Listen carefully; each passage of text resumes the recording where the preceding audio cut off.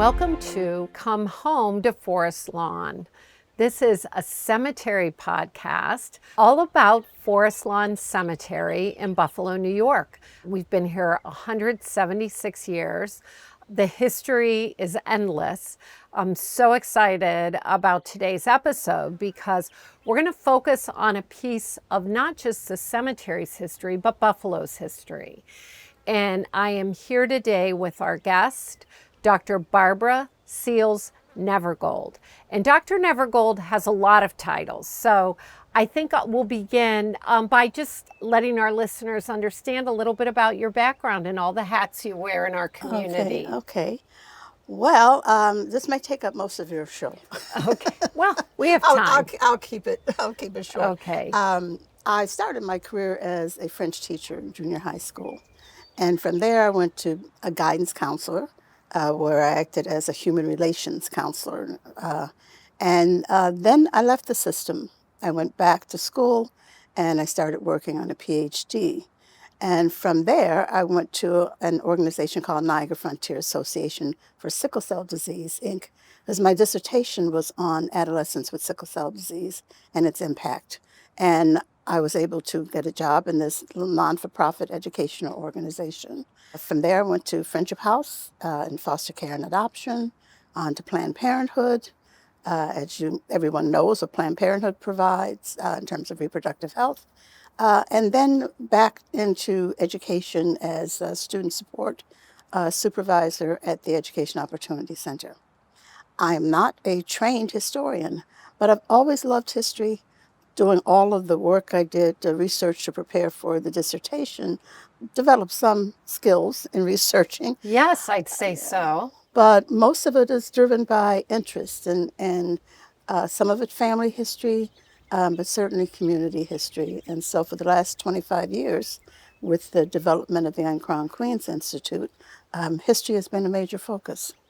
So I do want to make sure our listeners take note of the Uncrowned Queens Institute. It is an incredible resource of history of African American women. Are there any men in there? Absolutely. All right. We're going to crown some of the men from our community as well. But it is an incredibly interesting website, and we will share that website URL on the podcast. Okay, great. Now, today you're here representing the Afro-American Historical Association of the Niagara Frontier. And let's talk about how that association started to collaborate with us here at this very historic cemetery. Yeah. The collaboration started about 2000 to 2001, as I recall. I was not involved initially in that. I was on the organization.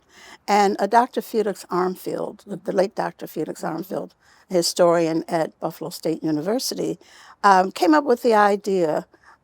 He may have seen it somewhere else in the city, in the country.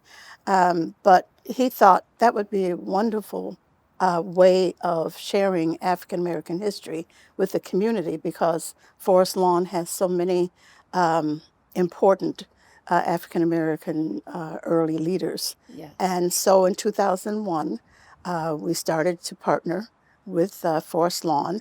And I have to mention a staff person at that time, Pat Kavanaugh. Yes. Because Pat is just absolutely archivist and historian. Historian and dedicated. He actually pulled a lot of the short bios of the African Americans who were buried here that we might want to include on the tour, along with their location. So he did a lot of that groundwork that really we couldn't do, but he did, and then proceeded to work with us in developing the routes and so forth for the tours. But of course, the executive director, CEO at that time, had also developed a number of tours. So this one fit in, with the plan that he had. And then fast forward to today, and this same association has recently updated and curated a new tour. Yes, that's right. Maybe now 3 years ago, I think, we came back and we asked Forest Lawn about, developing a partnership, given that there were one on our part information that we had Yes, that we new hadn't earlier. information, Yes. right? And also new administration who probably did not know about the tour and would be interested in seeing, how we could develop this partnership, a new tour offered to the community, and as we have now for 3 years, offered 3 tours during the course of the year, and it's been exciting because you've had many exciting new developments Yes. in the realm of African American history Yes. since we initiated the first tour. In thinking about this cemetery, Forest Lawn from its founding, non-sectarian, inclusive. We've been here 176 years, and we know from the research, some of which you have also verified and validated, very early on in our history, this cemetery included African American burials. Yes.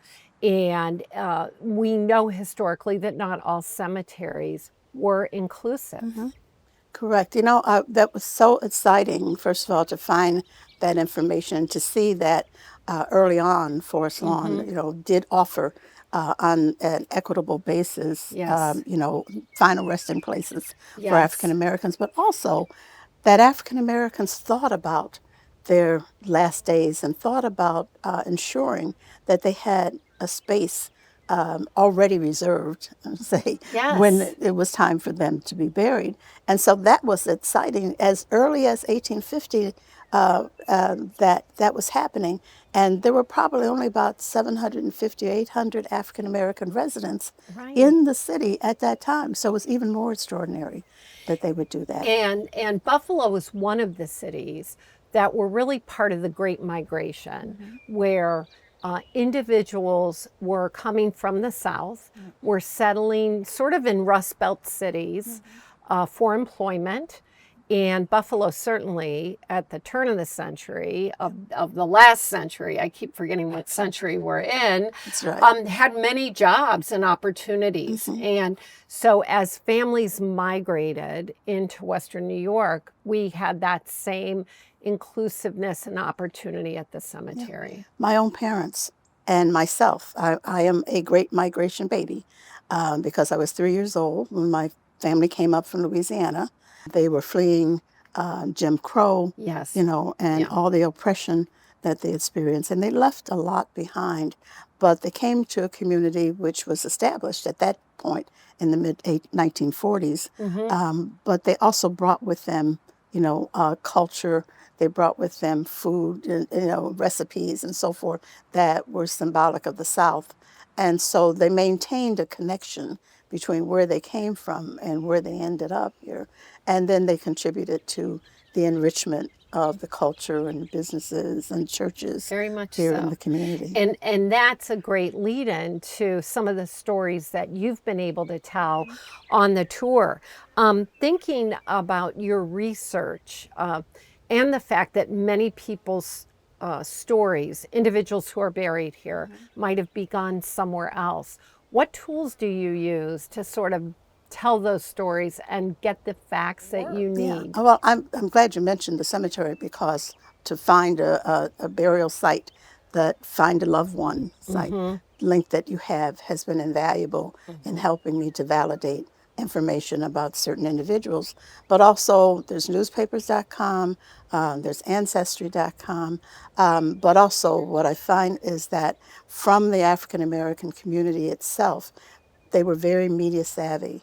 And so they put articles in the newspaper to ensure that there was coverage for temperance movements, coverage for abolitionist movements that they were involved in, or deaths, or Yes. celebrations. Yes. So you can find that information in the newspaper. It does take time, and over the last, I would say, decade or more, I've become very dedicated to expanding the stories about our early citizens, African American citizens here, because normally the information that we have has the name of the person, maybe their connection, like a Peyton Harris, who was one of the founders of the Michigan Street Avenue Baptist Church. But there were many people that didn't know that he was Mary B. Talbert's grandfather-in-law. So Mary Talbert is a very famous permanent Correct. resident here at Correct. Forest Lawn. I wanted to stress that the relationships between someone as famous as a Mary Talbert with Peyton Harris were not really known. She was his granddaughter-in-law. Okay. Her husband was the grandson. Got it. And of course, Mary Talbert herself is a major civil rights leader, Yes. a leader in the women's movement, anti-lynching. Yes. She actually worked on an anti-lynching campaign where she wanted to recruit 1 million women. And this is in the 1920s. She was trying to help to pass the Dyer Bill, which was the anti-lynching bill that didn't get passed until I think a year or two ago as the Emmett Till anti-lynching bill. Oh my goodness. So there are a lot of stories that are not told in depth. There is information out there that can help expand what we know about individuals and about their activities. It takes time to really dig into the research and to spend the time looking for it, but the information is there. So I want to encourage, particularly as people are watching this who are interested in doing research on whether it's African American history, whether it's family history. I've been doing my family history for about 30 years now, and I'm still not finished. Still working on it. Yes. Well, we certainly have great resources here at the Margaret L. Wentz Center, but we also are always looking to add to the collection, and archivists and historians are very granular in the way they make sure the research, or if a story is told about someone, to validate, validate, right? Exactly. Shirley Chisholm, Rick James, we just talked about Mary Talbert. These stories, you know, the Rick James gravesite is the most visited, most frequently inquired about. Where is Rick James buried? And of course, Rick James was his stage name, so he's not listed when you search on our website as Rick James. He is listed by his birth name, which is James Ambrose Johnson Jr. So he's a little bit harder to find. Right. But let's tell the story of Shirley Chisholm. Well, Shirley Chisholm was not a native Buffalonian. Correct. She was from Brooklyn. She was the second African-American woman elected to the New York State Legislature, but she was the first African-American woman elected to the U.S. Congress. And she ran for president in 1972. And of course, knowing the history, we know she did not make it. However, she made such an impression again and contributed so much to women and the women's movement. Yes. That that run, you know, had an impact that was greater than again running for president as the first. The phrase I'm on others' shoulders, and you think about we happened to be at that viewing of the Netflix documentary about Shirley Chisholm, and all the female candidates and individuals that went on to run for public office. Yes. Very impressive. Yeah, she sparked, and she also was a woman who was independent. Yes. To a fault, perhaps. And so, you know, her autobiography is Unbought and Unbossed. Unbought and Unbossed. Yes. And so what did bring her to Buffalo?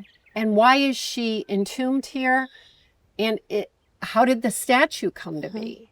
After she left Congress, she came to Buffalo because she was married to a Buffalonian.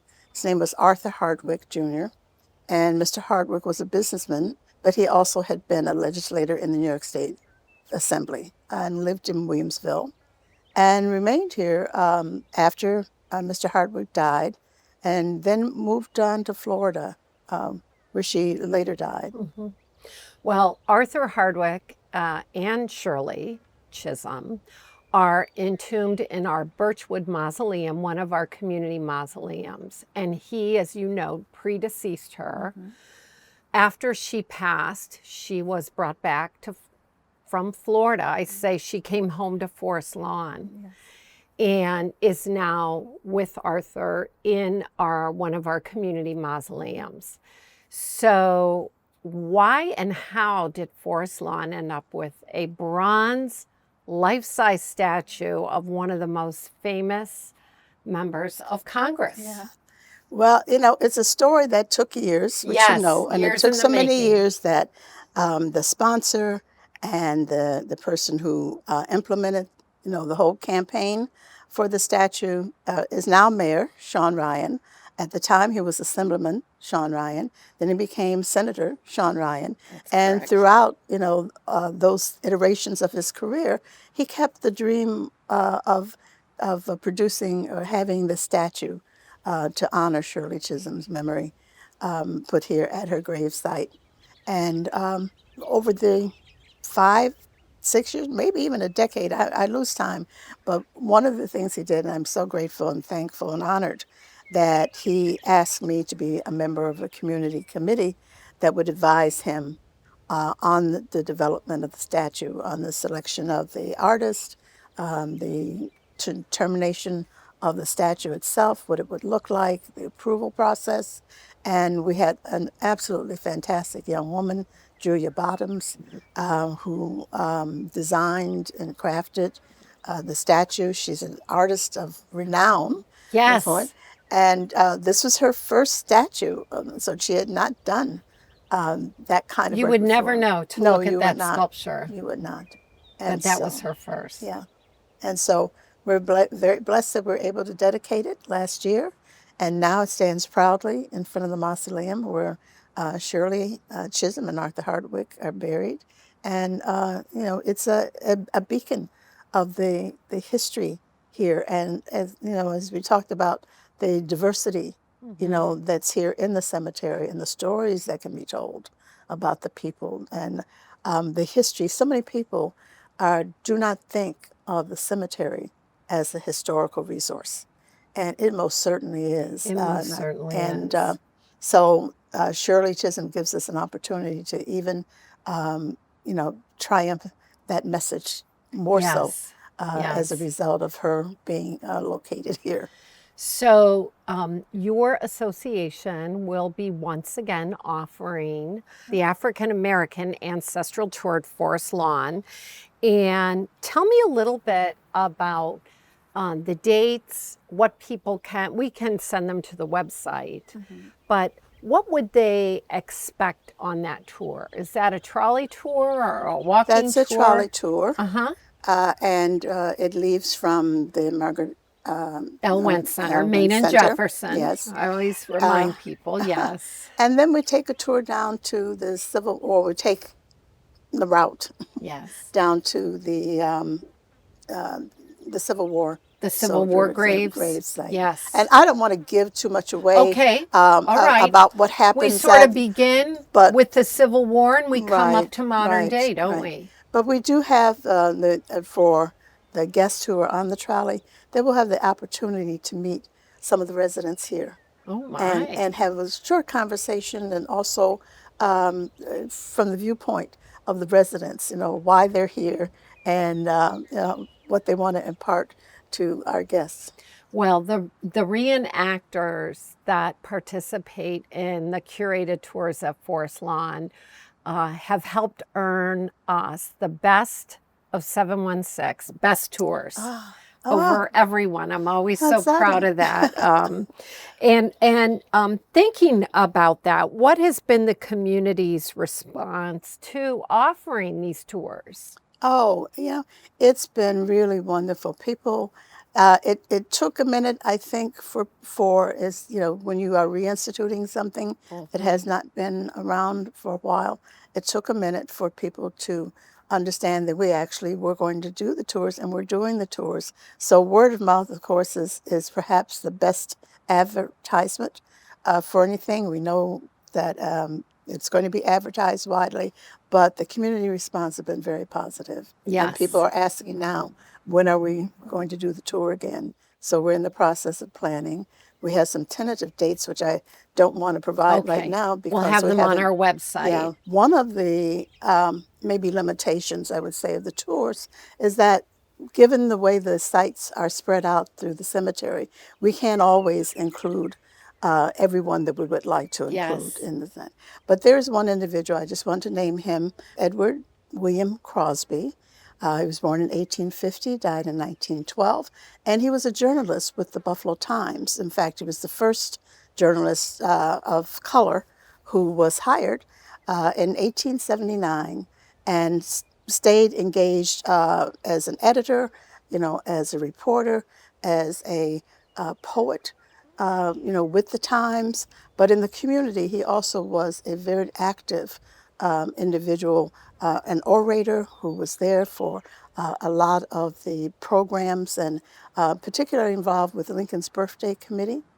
He, so he promoted that in his death. And when the Niagara movement was held here held here and in Fort Erie, Canada, Crosby, being with the newspaper and being a friend of both Booker T. Washington and W.B. Du Bois, who were clashing at that point, Du Bois wanted to keep the Niagara movement secret. So when the Niagara movement was held here, Booker T. Washington did not want news of it to get out, and it appears that he may have impressed upon Crosby to help to ensure that not much news got out. And so that's part of a mystery yet that I have yet to research enough to find out whether or not Crosby was there. But he was extremely influential in the Buffalo Black community. And he wrote a poem in 1898, and the poem says, "Do you ask if I wanted war? I answer no. Did you ask if I would go to war? I answer yes. Say, Jim, do you know what war means? I guess not. Days without a sunbeam, nights unlighted clouds, anger in the echoes, women making shrouds, grim-visaged monsters all about. The young forsake the old. There's no sadness like a war tale, if well and truly told. Some day we'll go to Forest Lawn, and sitting by those graves, I'll tell you about that wartime when Lincoln freed the slaves." 1898, that poem was written. Well, that is a great note to end on. And I want to thank you and all of your hours of work, not hours, years of work. And we do look forward to continuing the partnership. It is very important professionally and personally. Thank you. So thank you. On behalf of the association, we appreciate the partnership and look forward, as you said, to many years of continuing along because this is history that has to be told. Yes, it does. Well, thank you so much, Dr. Barbara Seals Nevergold. I am Julie Snyder, and we appreciate you listening to this edition of Come Home to Forest Lawn.